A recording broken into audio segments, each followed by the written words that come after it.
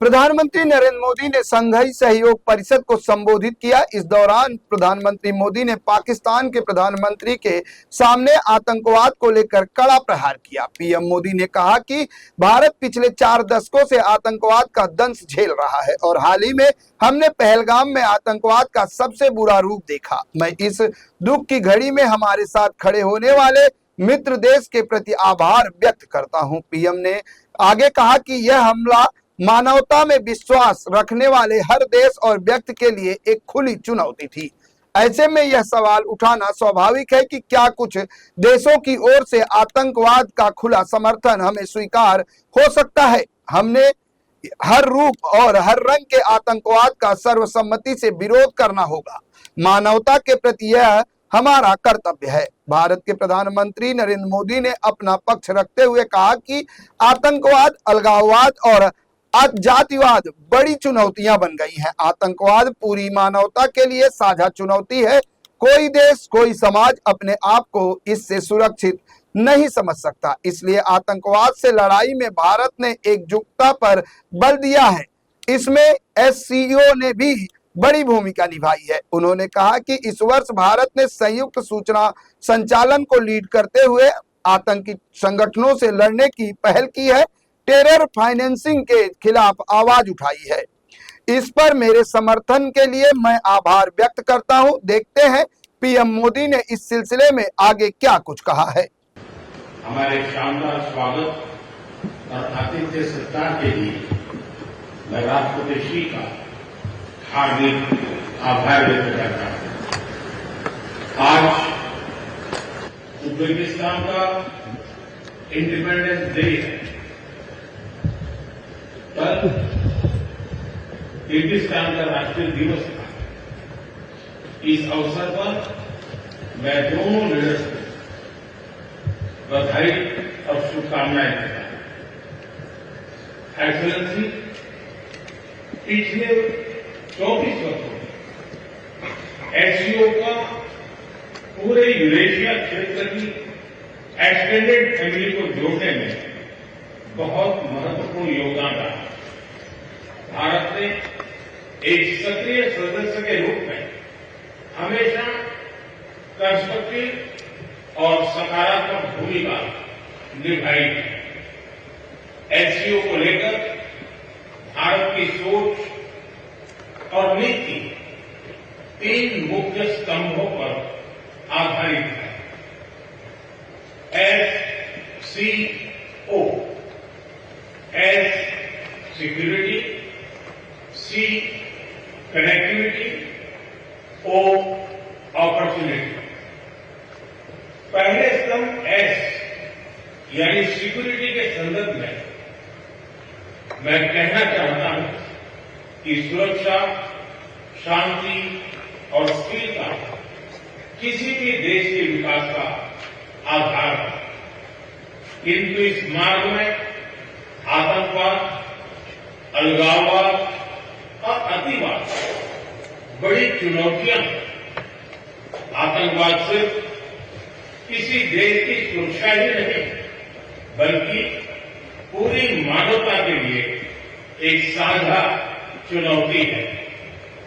कोई देश, कोई समाज, कोई नागरिक अपने आप को इससे सुरक्षित नहीं समझ सकता। इसलिए आतंकवाद से लड़ाई में भारत ने एकजुटता पर बल दिया। इसमें एससीओ रेट्स की बहुत महत्वपूर्ण भूमिका रही। इस वर्ष भारत ने जॉइंट इंफॉर्मेशन ऑपरेशन को लीड करते हुए अल कायदा और इससे जुड़े आतंकी संगठनों से लड़ने का इनिशिएटिव किया। हमने रेडिकलाइजेशन के विरुद्ध समन्वय बढ़ाने और मिलकर कदम उठाने का भी प्रस्ताव रखा। टेरर फाइनेंसिंग के खिलाफ आवाज उठाई। इसमें मेरे समर्थन के लिए मैं आभार व्यक्त करता हूं।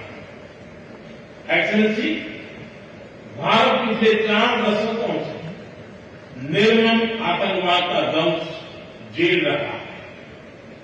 कितनी ही माताओं ने अपने बच्चे खोए और कितने बच्चे अनाथ हो गए।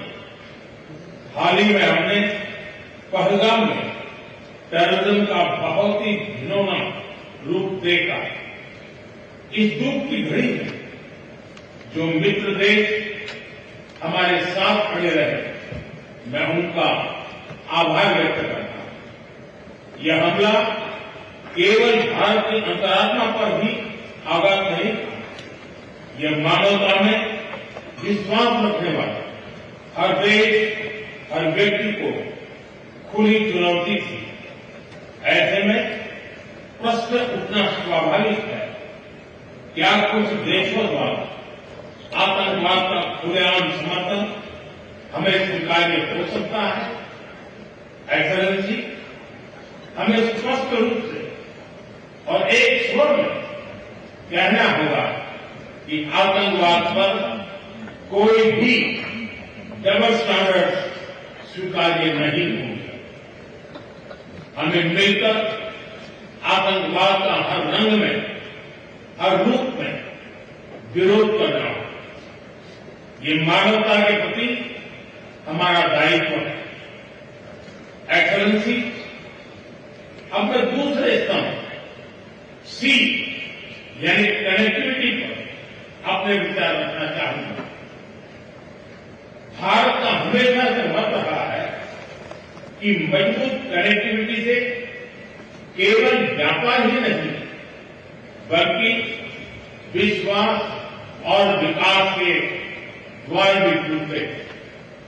इसी सोच के साथ हम चाबहार पोर्ट और international north south transport corridor जैसे इनिशिएटिव पर काम कर रहे हैं। इनसे हम अफगानिस्तान और मध्य एशिया के साथ संपर्क बढ़ा सकते हैं।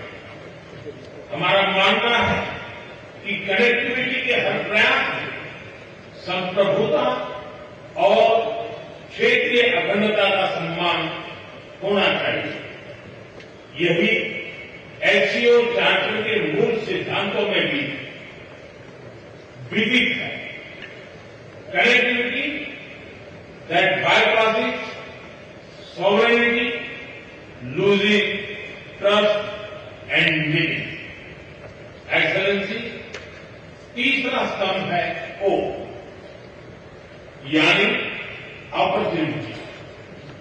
Opportunity for cooperation and reform. 2023 में भारत की अध्यक्षता के दौरान नई ऊर्जा और विचारों का संचार हुआ है। स्टार्टअप और innovation, traditional medicine, youth empowerment, digital inclusion और शेयर्ड बुद्धिस्ट हेरिटेज जैसे नए विषयों को अपने सहयोग में जोड़ा। हमारा प्रयास था कि एससीओ को सरकारों के परे भी ले जाए। सामान्य मानवी, यंग साइंटिस्ट, स्कॉलर्स और स्टार्टअप को भी आपस में जोड़े। हमारे पीपल टू पीपल टाइम को दृढ़ता देने के लिए मैं आज एक और सुझाव रखना चाहूंगा। एससीओ के अंतर्गत एक सिविलाइजेशन डायलॉग फोरम बनाया जाए। इससे हम अपनी प्राचीन सभ्यताओं, कला, साहित्य और परंपराओं को वैश्विक मंच पर साझा कर सकते हैं। एक्सेलेंसी, आज भारत रिफॉर्म, परफॉर्म, ट्रांसफॉर्म के मूल मंत्र पर आगे बढ़ रहा है। कोविड हो या वैश्विक आर्थिक अस्थिरता, हमने हर चुनौती को अवसर में बदलने का प्रयास किया है। हम लगातार वाइड रेंजिंग रिफॉर्म्स पर काम कर रहे हैं।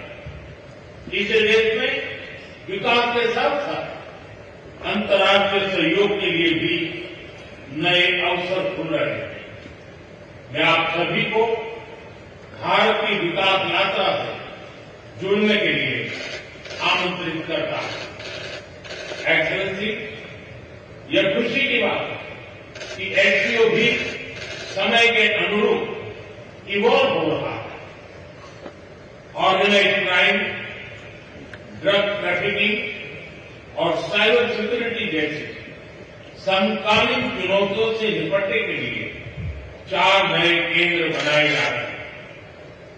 हम इस रिफॉर्म ओरिएंटेड माइंडसेट का स्वागत करते हैं। वैश्विक संस्थानों में रिफॉर्म के लिए एससीओ सदस्य आपसी सहयोग बढ़ा सकते हैं। संयुक्त राष्ट्र की 80वीं वर्षगांठ के अवसर पर हम एकमत होकर यूएन रिफॉर्म का आह्वान कर सकते हैं। ग्लोबल साउथ की आकांक्षाओं को आउटडेटेड फ्रेमवर्क में कैद रखना भावी पीढ़ियों के प्रति घोर अन्याय है। नई पीढ़ी के बहुरंगी सपनों को हम पुराने जमाने की ब्लैक एंड व्हाइट स्क्रीन पर नहीं दिखा सकते। स्क्रीन बदलनी ही होगी।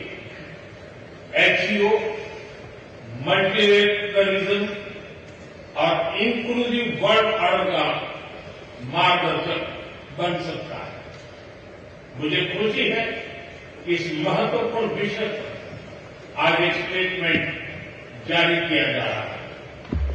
एक्सेलेंसी, हम सभी पार्टनर्स के साथ समन्वय और सहयोग के साथ आगे बढ़ रहे हैं। मैं एससीओ के अगले अध्यक्ष किर्गिस्तान के राष्ट्रपति और मेरे मित्र प्रेसिडेंट जपारोव को शुभकामनाएं देता हूं।